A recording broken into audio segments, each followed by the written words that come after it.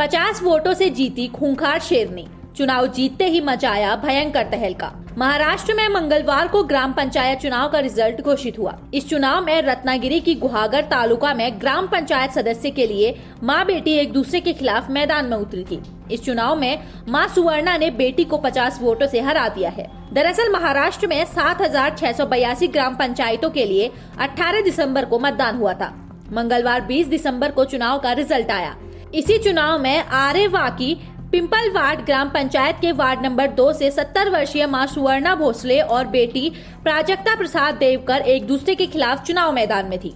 नतीजे सामने आने के बाद सुवर्णा और उनके समर्थकों में खुशी की लहर दौड़ गई। वहीं बेटी प्राजक्ता को मायूसी हाथ लगी।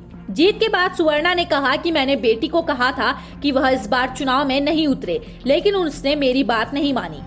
जीत के बाद मां सुवर्णा ने कहा कि बेटी और मैं एक दूसरे के खिलाफ चुनाव लड़ रहे थे। जनसंपर्क के दौरान मैंने कभी किसी से नहीं कहा कि बेटी प्राजक्ता का वोट नहीं दो, मैं मेरे पैनल को वोट करने के लिए कहती थी। सुवर्णा ने कहा, मैं लोगों के लिए दौड़ रही थी और मुझे परिणाम भी मिला। चुनाव में मेरी जीत हुई। मैं हमारे विधायक भास्कर जाधव, उनके बेटे जिला परिषद के पूर्व अध्यक्ष विक्रांत जाधव के हमारे गाँव में किए गए कामों को लोगों के सामने रखी थी। फिलहाल आप इस खबर के बारे में क्या सोचते हो, समझते हैं, हमें कमेंट करके जरूर बताइए। न्यूज डेस्क से प्रिया।